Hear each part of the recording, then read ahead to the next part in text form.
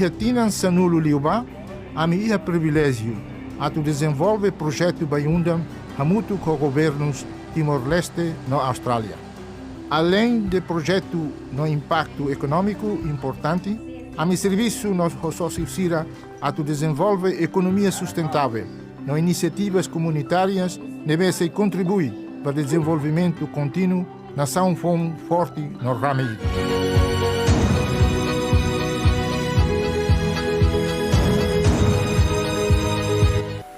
As a discussion, Timor Leste Strategy Development Program focusing on two major areas which are economic development and infrastructure development. In economic development, the focuses are on education, training, health, social inclusion, environment, cultures, and heritage, which is based on Timor Leste's roadmap for the implementation of Sustainable Development Goals (SDG) as a middle-income country by 2030. Australia partnered with a local non-government organization NGO, Alola Foundation, which providing multiple initiatives such as free training for teachers, mobile library, scholarship, and sponsoring Timor Leste student education, food, and clothing. As for the economic and infrastructure development, it revolves around agriculture.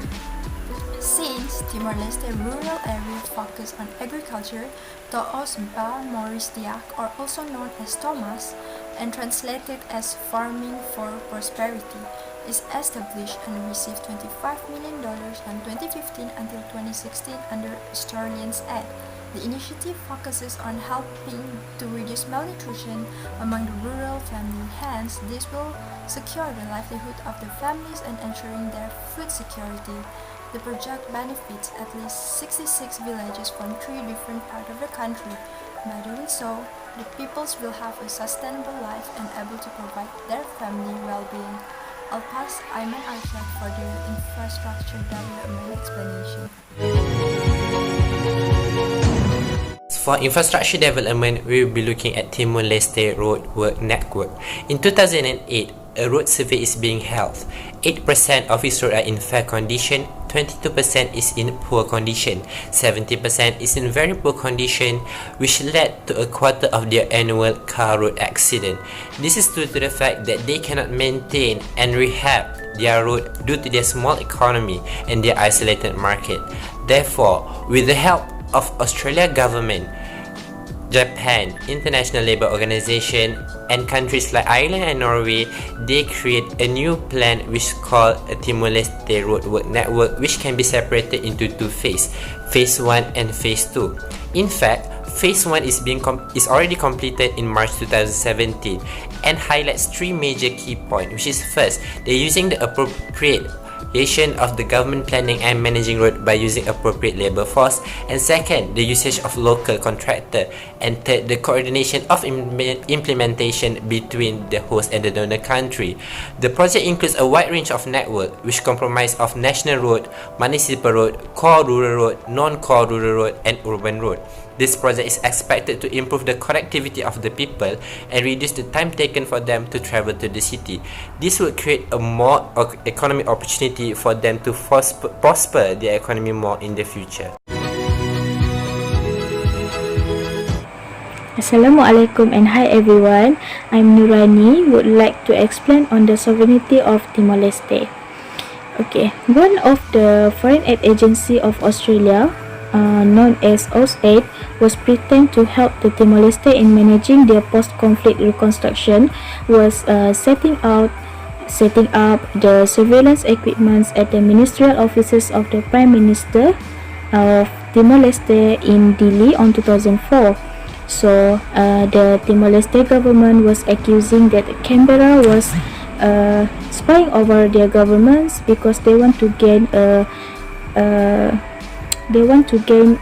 commercial benefits through the negotiations of Timor's Treaty on 2004. So this lopsided negotiation shows that Australia was violated the sovereignty of Timor Leste.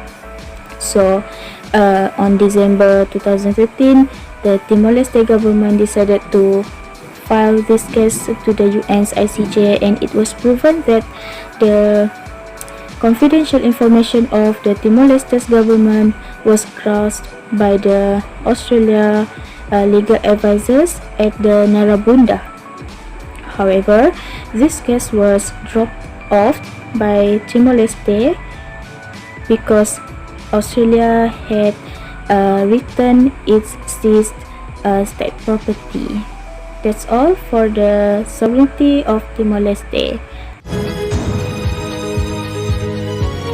Just like what Nurrani has mentioned previously, the sovereignty of Timor Leste was challenged due to the misbehavior of Australian officials during negotiation process in 2014, and that also shows that Timor Sea Treaty was a failure.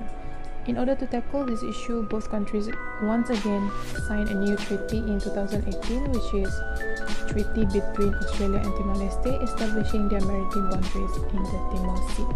And this new treaty was meant to further develop the petroleum resources of Greater Sunrise. And from the treaty, both countries agreed to split the ratio of petroleum resources based on two conditions. Firstly, 80% goes to Timor-Leste and 20% goes to Australia, as long as the pipe is channeled to Darwin, Australia for processing. And secondly, Timor-Leste agreed to receive 70% and push 30% to Australia, as long as the pipe is channeled to Timor-Leste. And not only that, this new treaty enabled both countries to develop Greater Sunrise together by sharing the production's revenue, and at the same time helping Timor-Leste to gain more income as long as the resources are developed accordingly. And finally, in Australia Foreign Policy White Paper, they also mention about how important Timor-Leste is to Australia, and they wish to help Timor-Leste in diversifying its economic sector through development cooperation. So that is all.